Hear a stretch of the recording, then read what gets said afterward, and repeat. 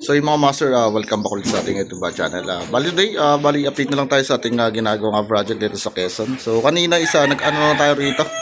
Nag-back setting na tayo. So dito mga master, so nagabang tayo ng para sa aircon unit na saksakan. So dito naman yung mga mag-isa ulit natin, tsaka dito yung mga switch natin, at tsaka meron tayong switch din doon, tapos outlet combination. So 3-way yun mga master.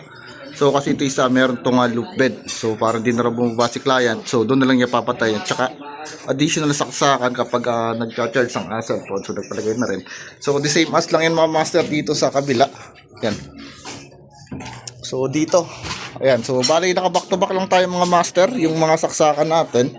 At saka yung ating mga switches. Ayan. So back to back. Ayan. So switch. Ayan. So para dito sa control. Tsaka ganoon din mga master, so may abang din tayo rito isang saksakan, tsaka isang switch para sa 3-way din. So dito ang patayan, tsaka pwedeng buhayin doon. So the same as na meron siyang loop pit dito mga master. So by tomorrow gagawin natin sa continuation tayo ito mga master ng pag-aabang mga back setting natin. So dito yung mga yan, so ibababa, so di pa nga na lang nababaklas yung forma. So ito guys yung ating hagdan, so andun yung ating panel mga master.